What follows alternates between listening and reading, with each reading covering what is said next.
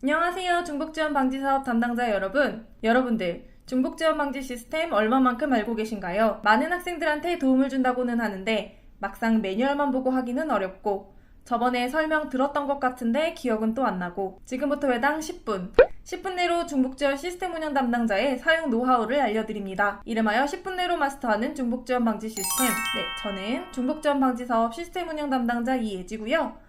이번 회차부터 약 5회차 동영상 강의로 인사드리겠습니다. 그럼 시작해볼까요? 이번 시간은 고객번호 찾기와 학자금 지원 정보 등록을 안내드리겠습니다.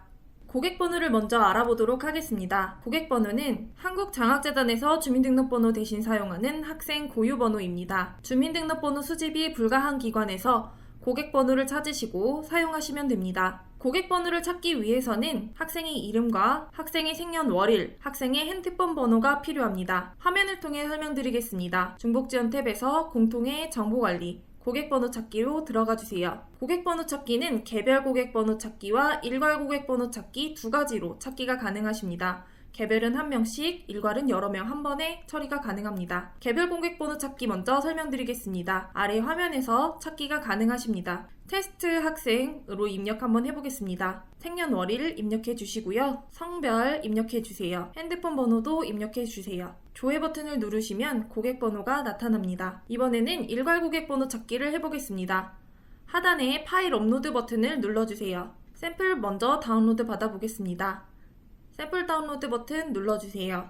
저장을 해주시고 엑셀 파일을 열어주시면 엑셀 파일 처음에 나오는 두 열은 샘플이기 때문에 형식만 확인해주시고 불필요한 자료 삭제해주세요. 저는 샘플 자료를 가지고 설명드리겠습니다. 성명은 텍스트 형식으로 학생 이름을 넣어주시고 생년월일은 연도, 월, 일 형식으로 하이픈과 점, 컴마 없이 텍스트 형식으로 입력해주세요. 성별은 F는 여자, M은 남자입니다. 잘 구별해서 넣어주세요. 휴대폰 번호는 하이픈 없이 텍스트로 입력해주시고 불필요한 자료 삭제해주세요. 저장해주시고 화면으로 돌아가겠습니다. 파일 업로드 버튼을 다시 한번 눌러주시고 파일 선택 버튼을 눌러주세요. 방금 저장한 자료를 열어주시고 저장하기 버튼 눌러주세요. 조회 버튼을 누르면서 기다려보겠습니다. 이렇게 하면 고객번호가 나오는데 고객번호가 안 나오는 경우도 있습니다. 이를 설명드리겠습니다. 고객번호 찾기를 했는데 나오지가 않는 학생의 경우 학생이 한국장학재단 홈페이지에 가입 시 입력한 정보와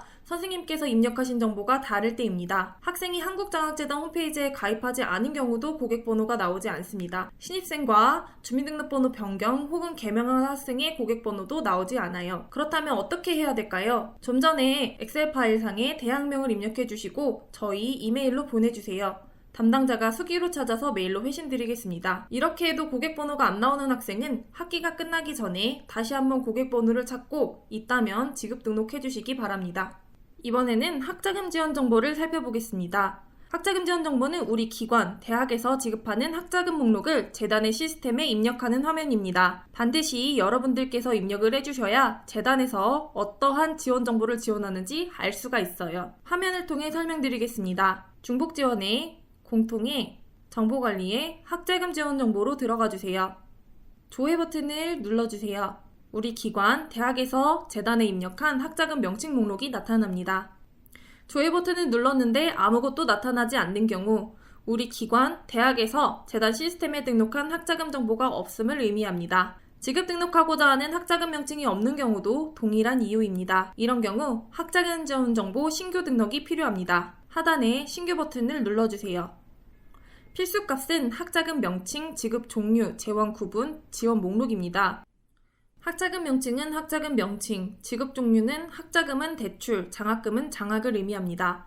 재원 구분은 학자금 재원의 출처를 의미하고 지원 목적은 등록금은 등록금 성격의 학자금, 생활비는 등록금 이외 성격의 학자금을 의미합니다. 생활비의 경우 선발 공고문과 사업 계획서 등의 생활비 등의 명시가 되어 있어야 합니다.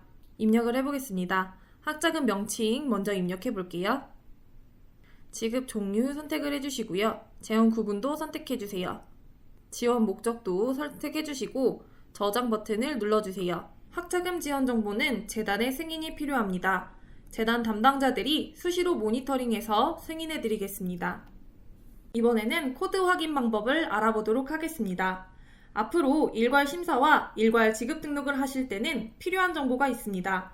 바로 학자금 명칭 코드, 기관 코드, 대학 코드입니다. 기관 코드와 학자금 명칭 코드 먼저 알아보겠습니다. 해당 코드는 학자금 지원 정보에서 확인이 가능하세요. 조회 버튼을 누르시고 기관명 옆에 기관 코드, 학자금 명칭 옆에 학자금 명칭 코드를 확인하실 수가 있습니다. 해당 코드들은 우측에 엑셀 내려받기 아이콘을 통해 엑셀로도 내려받으실 수 있습니다. 이번에는 대학 코드를 알아보겠습니다. 대학 코드는 중복지원의 정보관리 학대학 정보에서 확인이 가능하십니다. 조회 버튼을 누르시면 학교명 옆에 대학 코드 확인 가능하십니다. 마찬가지로 우측 상단에 엑셀 아이콘 눌러주시면 엑셀로도 내려받으실 수 있습니다. 이번에는 학자금 지원 정보 수정하는 방법을 안내드리겠습니다. 학자금 명칭 수정 가능하세요. 다만 과거에 지급 등록한 건의 내용이 전부 소급하여 수정되기 때문에 주의하셔야 합니다. 한번 변경해 보도록 하겠습니다. 학자금 명칭 클릭을 해주시고 학자금 명칭 수정을 해주세요. 저장 버튼을 눌러주세요. 확인을 하시면 등록 구분 쪽에 승인 대기인 것을 확인하실 수가 있습니다. 마찬가지로 대단 담당자들의 승인이 필요합니다. 코드 수정이 불가능한 경우도 있습니다. 첫 번째는 지원 목적입니다. 수정 한번 해보겠습니다. 클릭을 하시고 지원 목적을 생활비로 바꾼 뒤 저장을 하시면 지원 목적을 변경할 수 없음을 확인할 수 있습니다. 대학의 경우 성감면 교내 장학금은 수정이 불가능합니다. 한번 수정해 보겠습니다. 성감면 교내 장학금 클릭하시고 명칭을 수정해 보겠습니다. 저장하시면 수정을 할 수 없음을 알 수 있습니다. 학자금 지원 정보에 등록된 지원 정보는 삭제가 불가능합니다. 과거에 해당 코드로 등록된 이력이 있을 수 있기 때문입니다. 이번 시간엔 고객번호 찾기와 학자금 지원 정보 등록을 알아보았습니다. 여러분들에게 유익한 시간이셨길 바랍니다. 다음 강의에서 또 보아요. 수고하셨습니다.